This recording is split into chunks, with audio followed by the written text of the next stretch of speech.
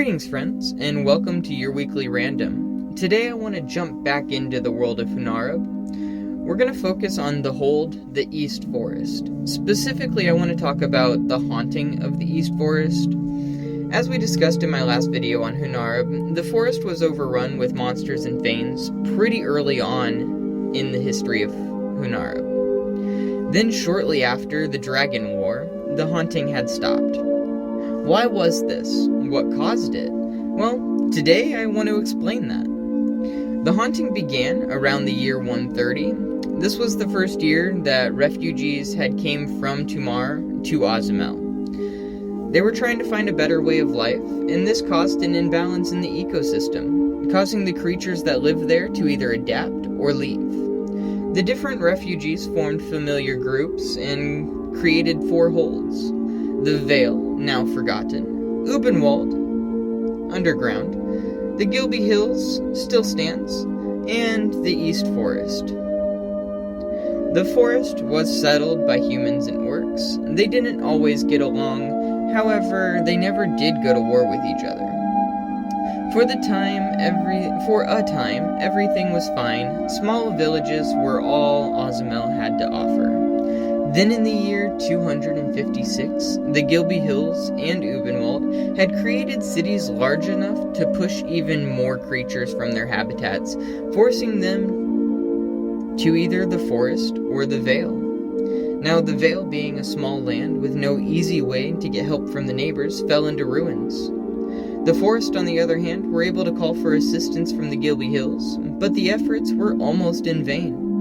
Over half the population of the forest was lost. Those who survived left the forest.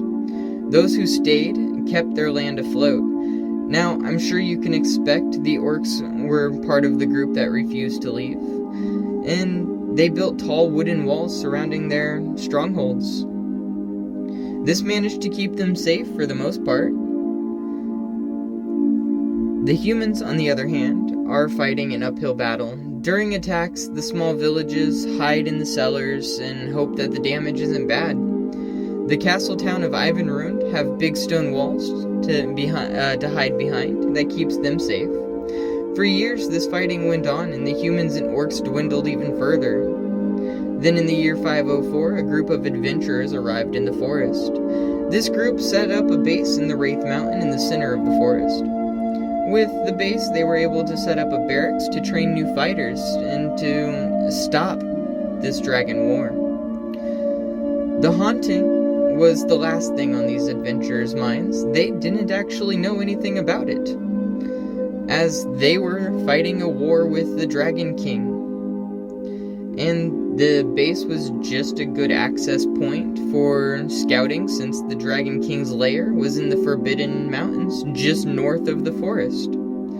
Unknown to most at the time, the Dragon King had the ability to control small-minded, neutral, or evil aligned creatures. Not only this, but the charisma to build an Not only this, but he had the charisma to build an army of creatures with neutral or evil alignment. The Dragon King would use this ability to force creatures to attack the forest and surrounding areas. So it is to be said that with our group of adventurers defeating the Dragon King, the haunting would be slowed down, but not stopped. However, because of the efforts of our group, they unknowingly stopped the haunting. Our group had one focus: kill the Dragon King. They were chosen by Olandra to do so. They did not focus on anything else the entire time they were in this plane of existence. Now, they did set up a base and a temple to Olandra.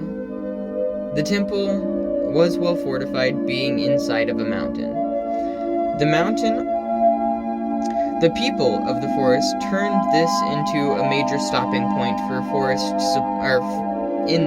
for supplies and rest.